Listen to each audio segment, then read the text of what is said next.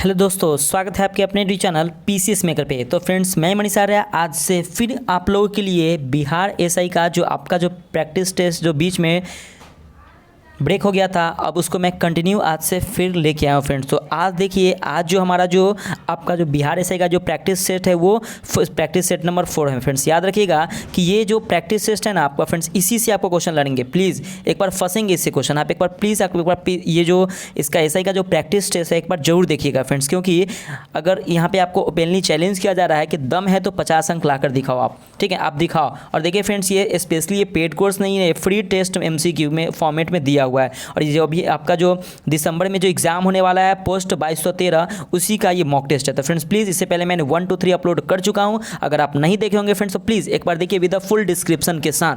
तो आज फ्रेंड्स हम लोग स्टार्ट कर रहे हैं मॉक टेस्ट नंबर 4। देखिए फ्रेंड्स, और ये बिहार दरोगा पुलिस अवर निरीक्षक में पूछे जाने वाले संभावित प्रश्न, मैं विश्वास करता हूँ फ्रेंड्स कि 50 प्लस आपको इसी जो आपका 15 सेट है ना, आपको इसी से आएंगे फ्रेंड्स। प्लीज़ एक बार पीसीएस मेकर यूट्यूब चैनल से जुड़िए, आपको विश्वास दिलाता हूँ कि ये बहुत अच्छा प्रैक्टिस सेट है, ठीक है। और इसका पीडीएफ पाने के लिए टेलीग्राम से ज्वाइन हो जाइए। बस 1 मिनट में आप लोगों के लिए लिया हूँ। तो आज का देखते हैं हमारा फर्स्ट क्वेश्चन। और हाँ फ्रेंड्स, स्कोर कमेंट करके बताइएगा, क्योंकि आप लोग को ओपनली चैलेंज किया गया है। तो आज का हमारा फर्स्ट क्वेश्चन है कि बिना दुर्ग के एकमात्र सिंधु नगर कौन सा था।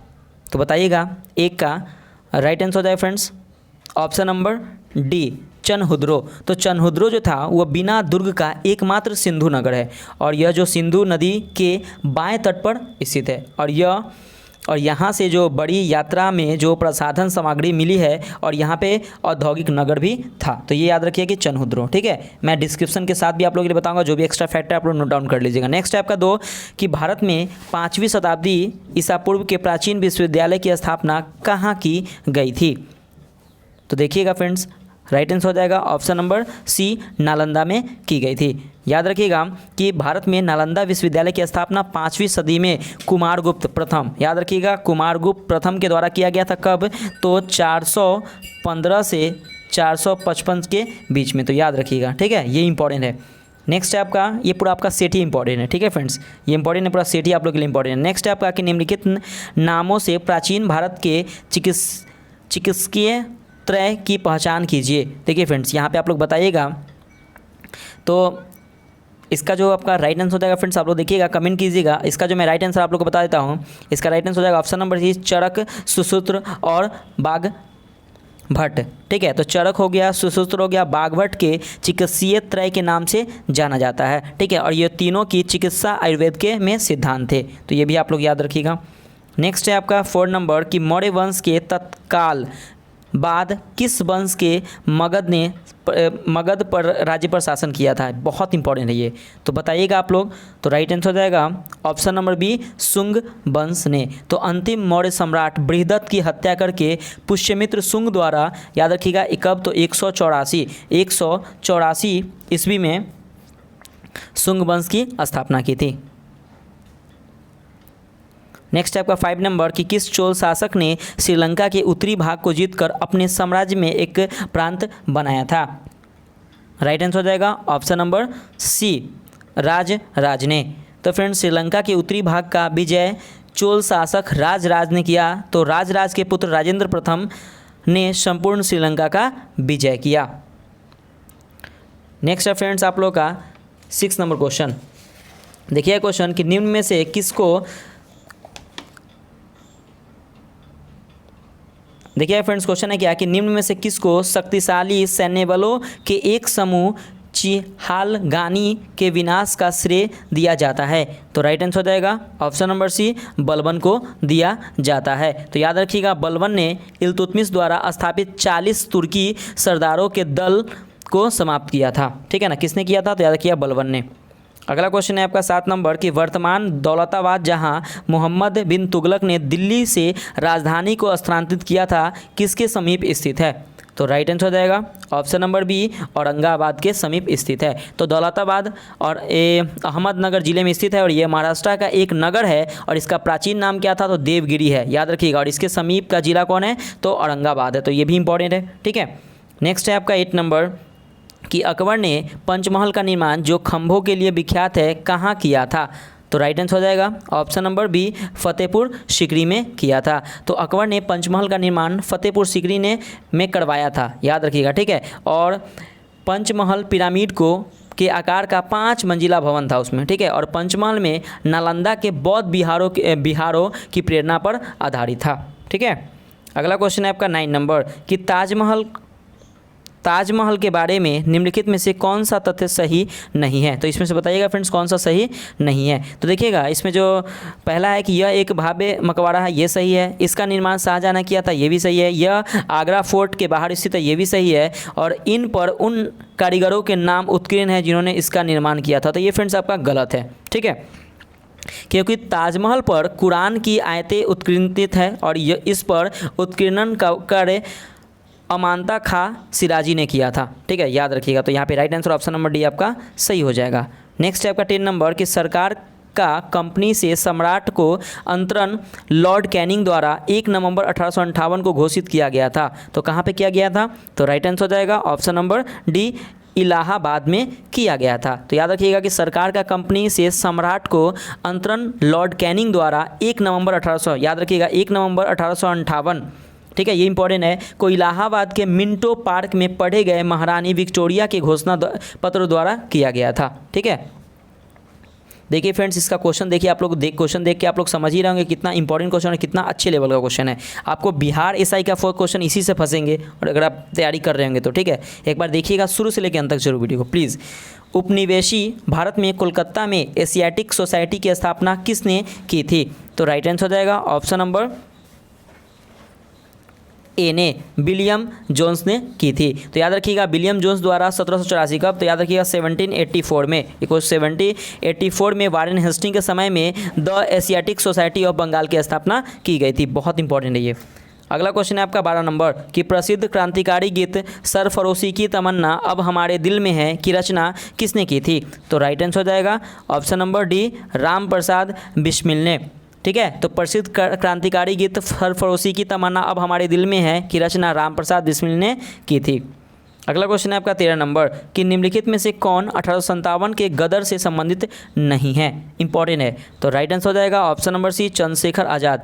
नाना साहेब है, मंगल पांडे है, रानी लक्ष्मीबाई है, लेकिन चंद्रशेखर आज़ाद नहीं है। चंद्रशेखर आज़ाद जो 1857 ईस्वी के विद्रोह से संबंधित नहीं है, बल्कि आपके 20वीं सदी के एक क्रांतिकारी थे। ये याद रखिएगा, ये कौन थे, तो 20वीं सदी के एक क्रांतिकारी थे। नेक्स्ट 14 नंबर क्वेश्चन कि इंग्लैंड के हाउस ऑफ कॉमन्स द्वारा भारत के किस गवर्नर जनरल पर महाभियोग चलाया गया था।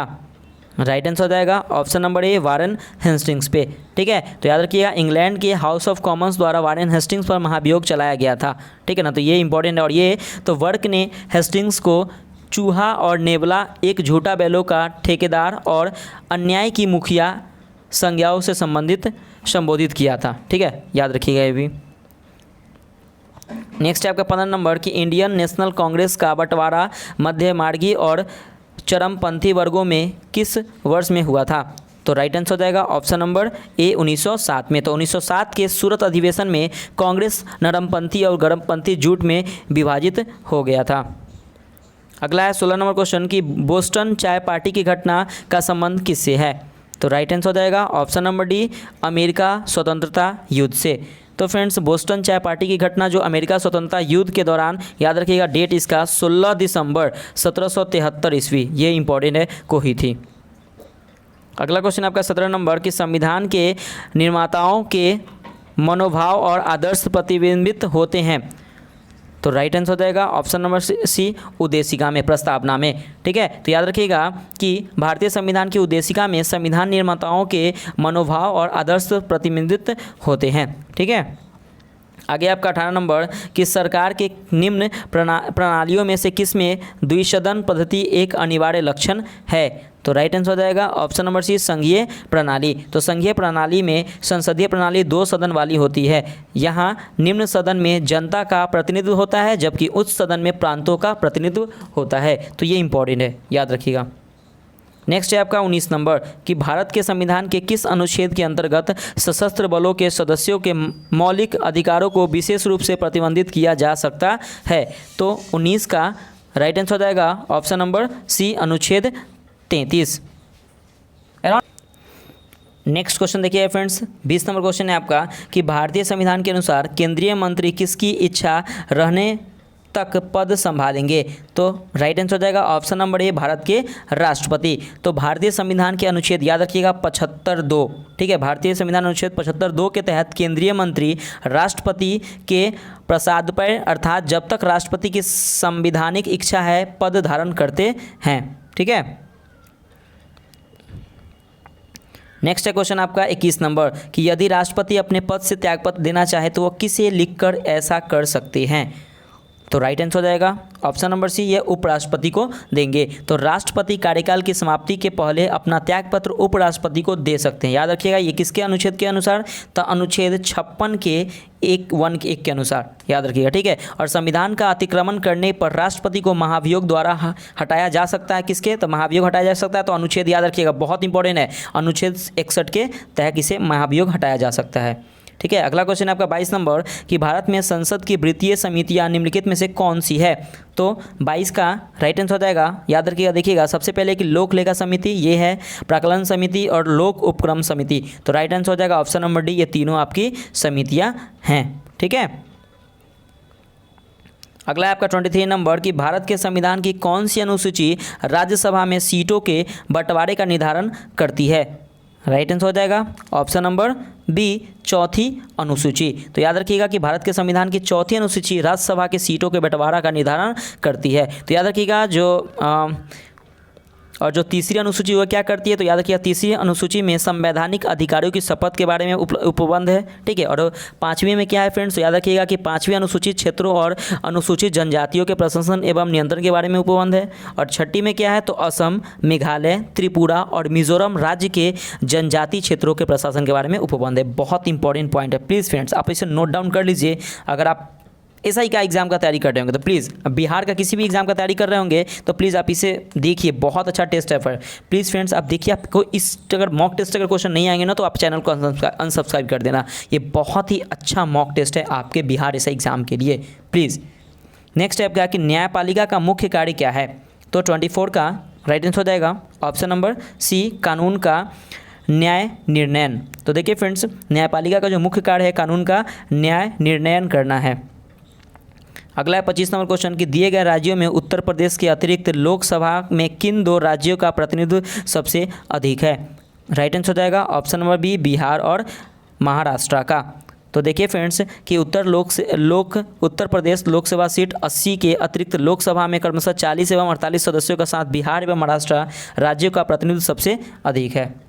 अगला आपका 26 नंबर क्वेश्चन कि अंडमान द्वीप समूह और निकोबार द्वीप समूह निम्नलिखित में से किस केस द्वारा एक दूसरे से अलग किए जाते हैं। इंपॉर्टेंट है ये, ठीक है। तो राइट आंसर हो जाएगा option number A, 10 degree channel से। तो अंडमान द्वीप समूह और निकोबार द्वीप समूह 10 डिग्री चैनल द्वारा एक दूसरे को अलग किए जाते हैं।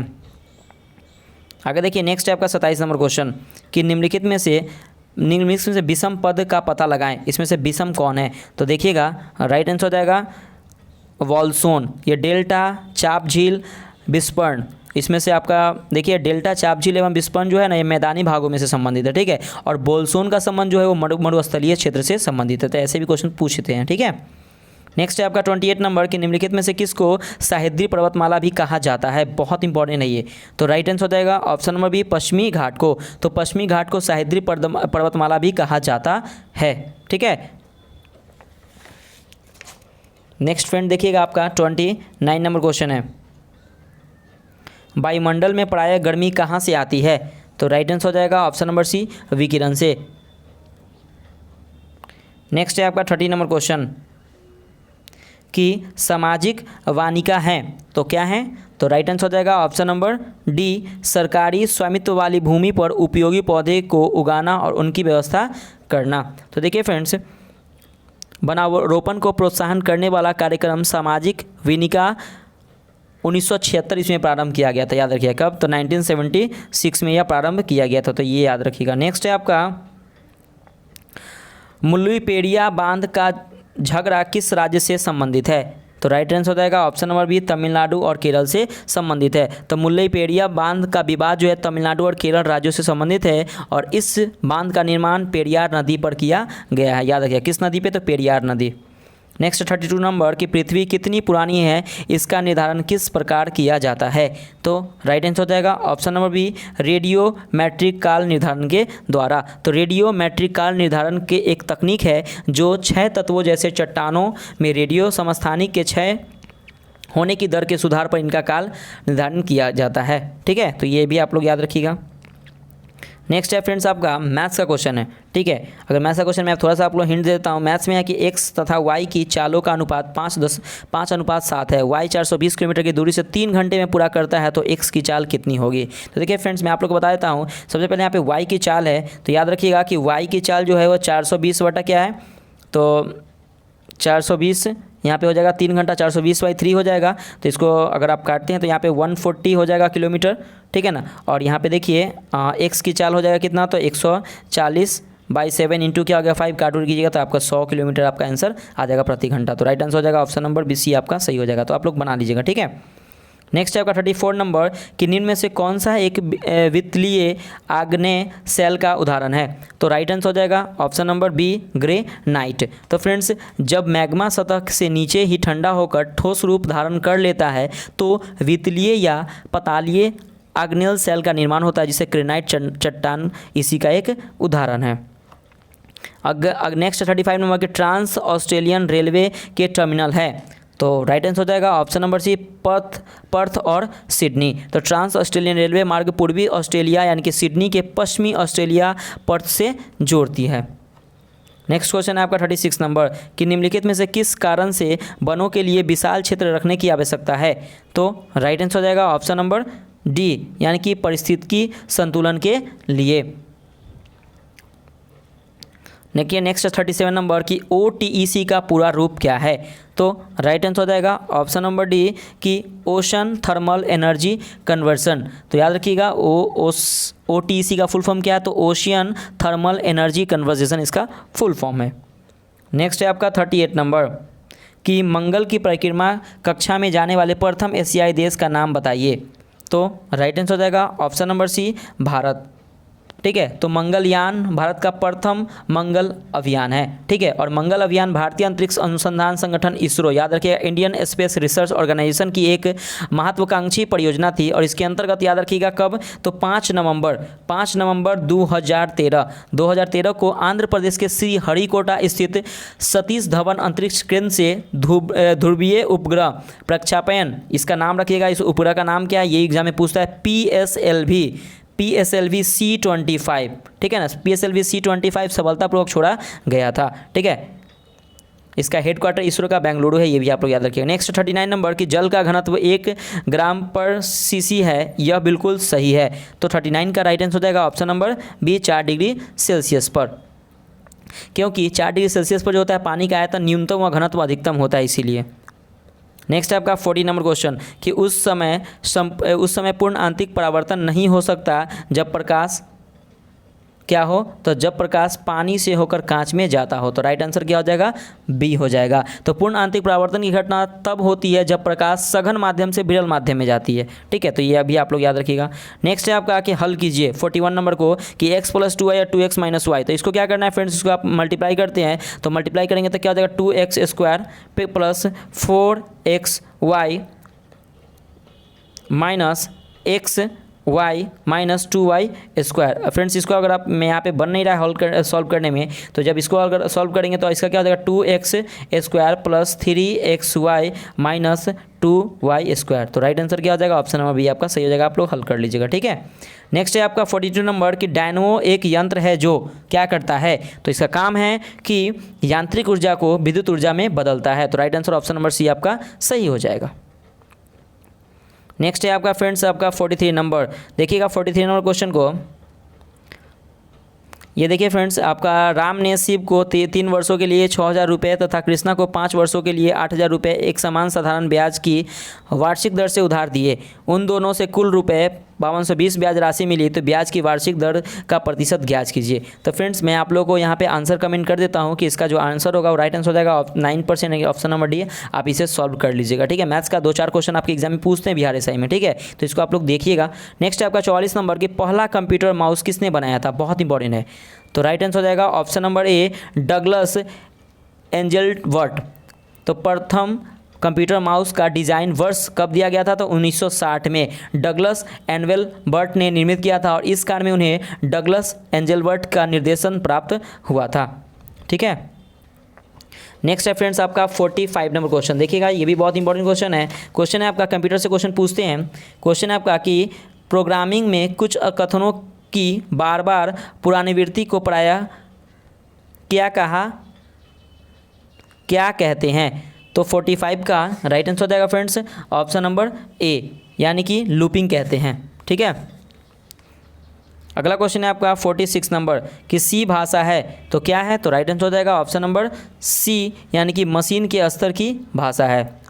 आगे आपका 47 नंबर कि बर्फ़ पानी पर इसलिए तैरती है क्यों तैरती है? क्योंकि बर्फ़ का घनत्व पानी के अपेक्षाकृत कम होता है, इसीलिए। तो राइट आंसर क्या हो जाएगा? ऑप्शन नंबर बी आपका सही हो जाएगा। ठोस होने के बावजूद भी बर्फ़ क्या होता है ना कि पानी पर तैरता है, क्योंकि पानी जब बर्फ़ में परिवर्तित होता है तो इसका क्या होता है? घनत्व क्या हो जाता है? तो इसका घनत्व घट जाता है। तो ये आप लोग याद रखिएगा।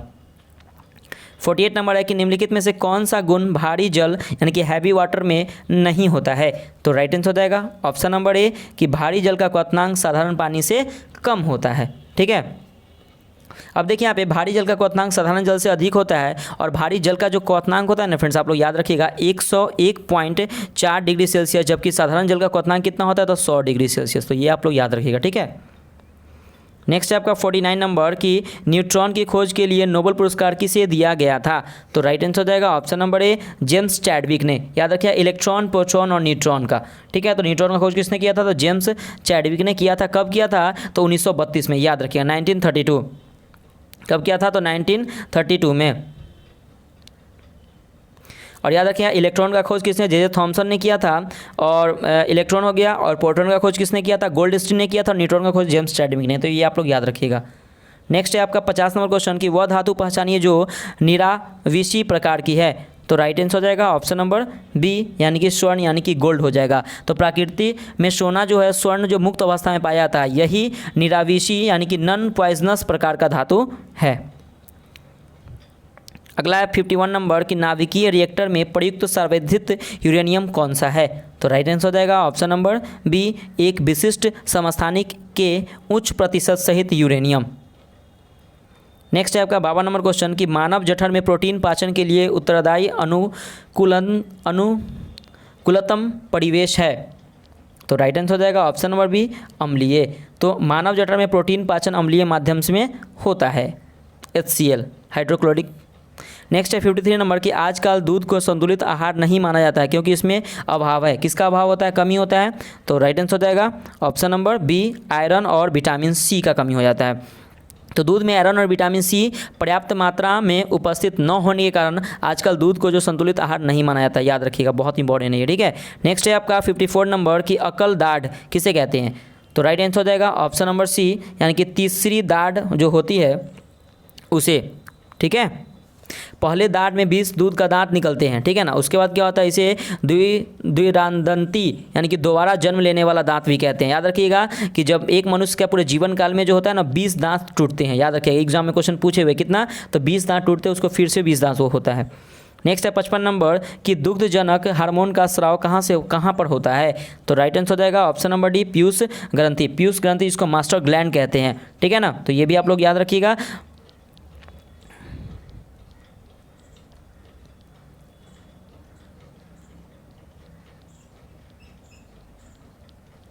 नेक्स्ट है फ्रेंड्स आपका 56 नंबर। 56 नंबर है क्या कॉपर्स ल्यूटियम क्या स्रावित करता है? तो राइट आंसर हो जाएगा ऑप्शन नंबर ए, प्रोजेस्टेरोन स्रावित करता है। तो कॉपर्स ल्यूटियमस महिलाओं में गर्भावस्था को बनाए रखने के लिए आवश्यक होता है और यह प्रोजेस्टेरोन नामक हार्मोन को स्रावित करता है। ये बहुत इंपॉर्टेंट है। नेक्स्ट है आपका 57 नंबर कि सामान्यतः निषेचन होता है। तो राइट आंसर हो जाएगा ऑप्शन नंबर ए, डिम्ब वाहिनी नली में होता है। तो नर जनन कोशिका के शुक्राणु का मादा जनन कोशिका के अंडाणु से मिलन निषेचन कहलाता है। ठीक है, अगला क्वेश्चन है आपका 58 नंबर कि DPT का टीका निम्नलिखित में से किस रोग के बचाव के लिए दिया जाता है? तो राइट आंसर हो जाएगा ऑप्शन नंबर सी, यानी कि रोहिणी, कुकुर खांसी तथा टिटनेस के लिए DPT इंजेक्शन को दिया जाता है। आ गया है 59 नंबर कि नमक का भारी मात्रा में सेवन करने के बावजूद किस पशु को उच्च रक्तचाप नहीं होता है? तो राइट आंसर हो जाएगा ऑप्शन नंबर डी, ऊँट को। तो याद रखिएगा, घरेलू और जंगली दोनों प्रकार के ऊँटों के जीनोम विश्लेषण से यह सिद्ध हुआ है कि नमक के भारी मात्रा में सेवन करने के बावजूद भी उसे उच्च रक्तचाप और मधुमेह जैसे रोग नहीं होते। अब यहाँ पे क्वेश्चन ये आता कि मधुमेह की, तो मधुमेह जो रोग होता है जो इंसुलिन की कमी से यह रोग होता है, याद रखिएगा। नेक्स्ट देखिए फ्रेंड्स, आपका मैथ्स का क्वेश्चन है, ये भी आप लोग देख लीजिएगा। 60 नंबर क्वेश्चन है कि 126 किलोमीटर प्रति घंटा की चाल से चल रही एक रेलगाड़ी 72 किलोमीटर प्रति घंटा की चाल से चल रही है, तो एक कार को 40 सेकेंड में पार करती है, तो रेलगाड़ी की लंबाई मीटर में क्या होगी? तो सिंपल है कि रेलगाड़ी की लंबाई क्या हो जाएगी, तो इसे आप लोग देख लीजिएगा, कार्ड के मतलब थोड़ा सा कीजिएगा, तो आपका right answer option number B आपका सही हो जाएगा, यानी कि 600 मीटर। आप लोग सॉल्व कर लीजिएगा, ठीक है। नेक्स्ट है आपका 61 नंबर क्वेश्चन है क्या कि कराधान एक उपकरण है, तो राइट आंसर हो जाएगा ऑप्शन नंबर बी, राजकोषीय नीति का। अगला क्वेश्चन है 62 नंबर कि जो बैंक निक्षेप बिना नोटिस को निकाले जा सकते हैं, तो राइट आंसर हो जाएगा ऑप्शन नंबर डी, मांग निक्षेप। अगला क्वेश्चन है आपका 63 नंबर कि निम्नलिखित में से कौन सा औद्योगिक अस्वस्थता का तत्कालीन संकेत नहीं है, तो राइट आंसर हो जाएगा ऑप्शन नंबर ए, लाभ में कमी। नेक्स्ट है फ्रेंड्स आपका 64 नंबर कि स्वर्ण मुख्यतः संबंधित होता है, तो राइट आंसर हो जाएगा ऑप्शन नंबर सी, अंतर्राष्ट्रीय बाजार से। तो स्वर्ण मुख्यतः अंतर्राष्ट्रीय बाजार से संबंधित होता है। अगला क्वेश्चन है 65 नंबर कि भारत में विशेष आर्थिक क्षेत्र सीएज क्या बढ़ाने के लिए स्थापित किए गए थे, तो राइट आंसर हो जाएगा ऑप्शन नंबर डी, यानी कि व्यापार, विदेशी निवेश, रोजगार, ये सभी, ठीक है। नेक्स्ट देखिएगा आप 66 नंबर क्वेश्चन है कि दो देशों के बीच वस्तु विनिमय एक्सचेंज ऑफ कमोडिटीज़ को क्या कहा जाता है? राइट आंसर हो जाएगा ऑप्शन नंबर बी, द्विपक्षीय व्यापार कहा जाता है, ठीक है। नेक्स्ट क्वेश्चन है आपका 67 नंबर कि सार्वजनिक क्षेत्र में विनिवेश को कहते हैं, तो राइट आंसर हो जाएगा ऑप्शन नंबर डी, यानी कि निजीकरण कहते हैं, ठीक है ना। नेक्स्ट है क्वेश्चन आपका 68 नंबर कि संतोष ट्रॉफी किस खेल से संबंधित है, तो राइट आंसर हो जाएगा ऑप्शन नंबर बी, फुटबॉल से। तो संतोष ट्रॉफी जो है वो फुटबॉल से संबंधित है। देखिए फ्रेंड्स, यहाँ पे आपका मैथ्स का क्वेश्चन है 69 नंबर कि एक आयत की लंबाई को 20% से बढ़ा दिया जाता है, तो तथा इसकी चौड़ाई 15% कम कर दिया जाता है, तो इसके क्षेत्रफल में प्रतिशत परिवर्तन ज्ञात कीजिए। तो देखिए फ्रेंड्स, इसको आप लोग सॉल्व कर लीजिएगा। मैं इसका राइट आंसर बता देता हूँ। राइट आंसर हो जाएगा ऑप्शन नंबर यानी कि 2%। तो देख लीजिएगा फ्रेंड्स, ठीक है। आप लोग सॉल्व कर सकते हैं तो प्लीज़ कर लीजिएगा, अगर नहीं तो कमेंट करिएगा। मैं आपको पीडीएफ फॉर्मेट में आपको पीसीएस, आप टेलीग्राम से जुड़ जाइएगा, मैं वहाँ पे आपको क्या करूँगा ना कि मैं पीडीएफ प्रोवाइड कर दूँगा, तो आप प्लीज़ आप उससे आप सॉल्व कर लीजिएगा, ठीक है। देख लीजिएगा। नेक्स्ट है आपका 70 नंबर क्वेश्चन कि पर्यावरणविदों को आशंका है कि विश्व का एक प्रसिद्ध शहर 2050 तक समुद्र में समा जाएगा, वह प्रसिद्ध शहर कौन सा है, तो बताइएगा।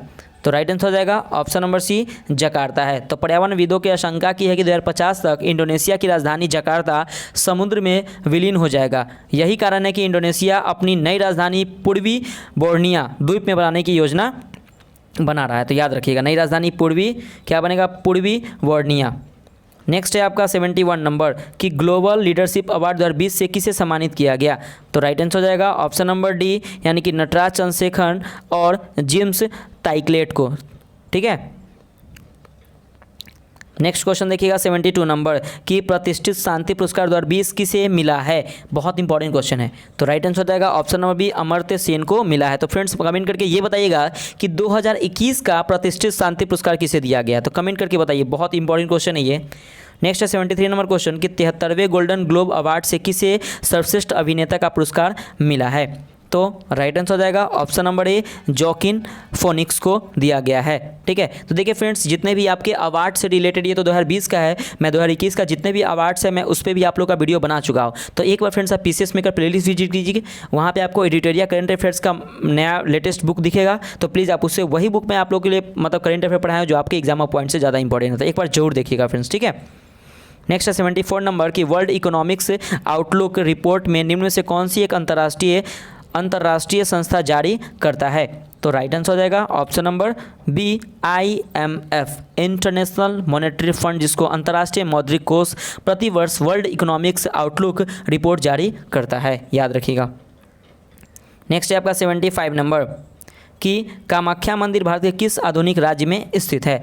तो राइट आंसर हो जाएगा ऑप्शन नंबर डी, असम में। तो कामाख्या मंदिर असम की राजधानी दिसपुर के पास गुवाहाटी से 8 किलोमीटर दूर कामाख्या में स्थित है। और यह मंदिर जो है वह नीलांचल पर्वत पर स्थित है। ये इंपॉर्टेंट है, कहाँ पे स्थित है? तो नीलांचल पर्वत पे।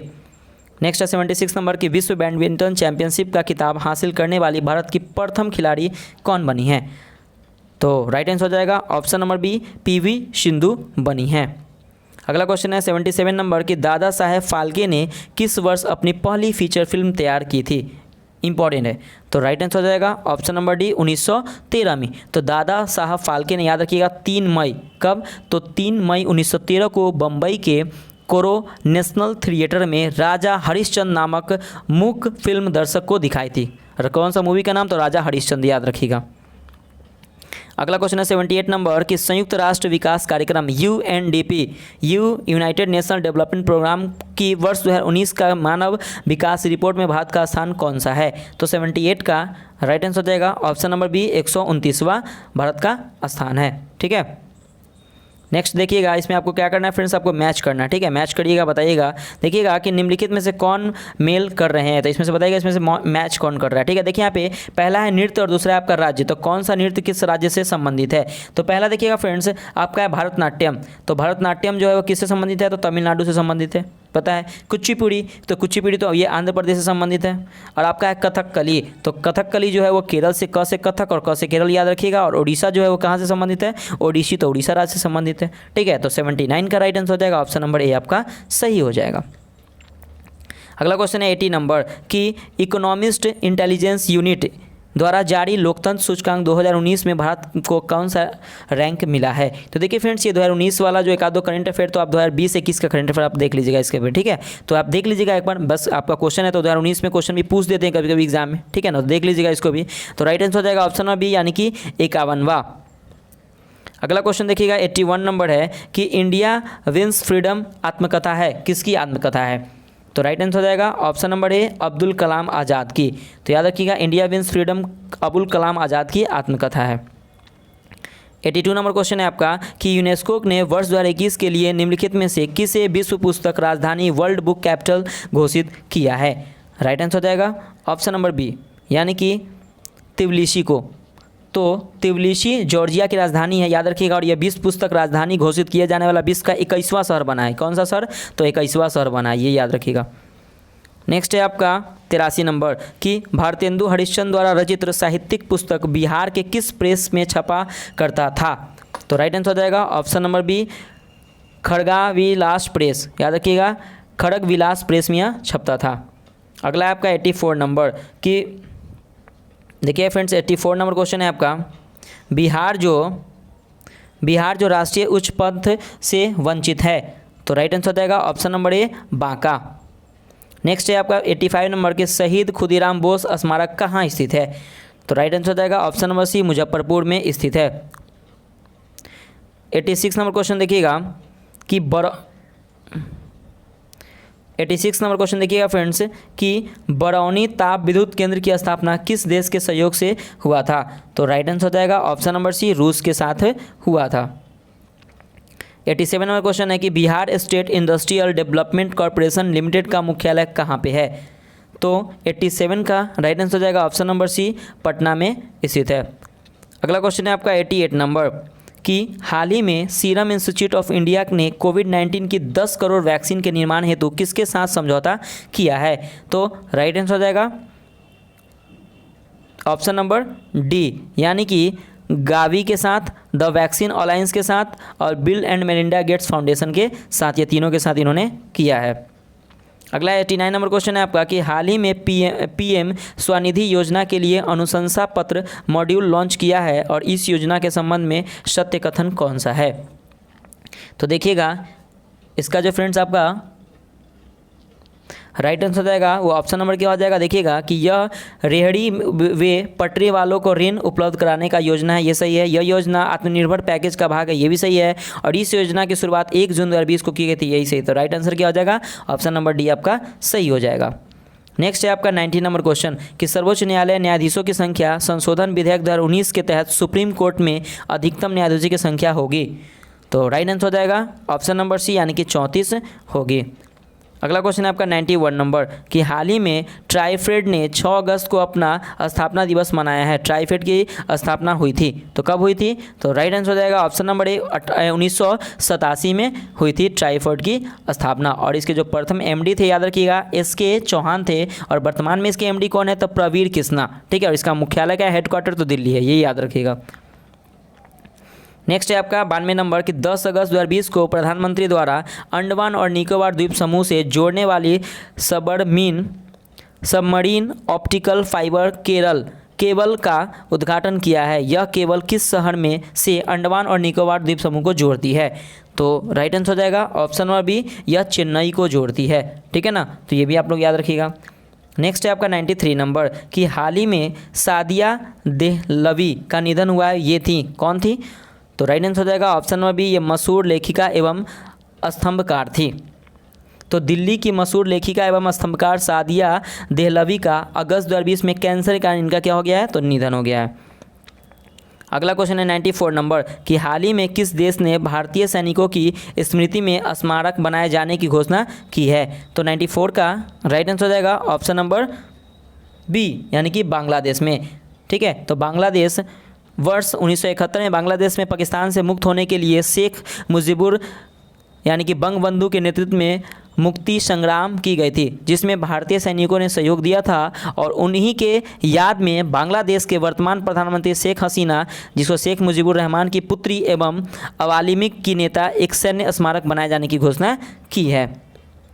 नेक्स्ट है आपका 95 नंबर क्वेश्चन कि विश्व प्रेस स्वतंत्रता दिवस किस दिन मनाया जाता है? इंपॉर्टेंट है ये। तो 95 का राइट आंसर हो जाएगा ऑप्शन नंबर सी 3 मई को। देखिए फ्रेंड्स, आपके जितने भी आपके दिवस और इसके थीम से रिलेटेड जो भी वीडियो है ना, तो मैं एक बार आप पीसीएस में अगर विजिट कीजिए। अगर आपको चैनल अच्छा नहीं लगे ना फ्रेंड्स तो अनसब्सक्राइब कर दीजिएगा। फ्रेंड्स मैं विश्वास करता हूँ बहुत ही अच्छा चैनल आप लोगों के लिए। वहाँ पे स्पीडी का करेंट अफेयर्स बनाया, वहाँ पे थीम और दिवस और एडिटोरिया का भी है, तो प्लीज़ एक बार आप विजिट कीजिए और एक बार जरूर देखिएगा। नेक्स्ट है आपका 96 नंबर क्वेश्चन कि द मोमेंट ऑफ लिफ्ट के लेखक हैं।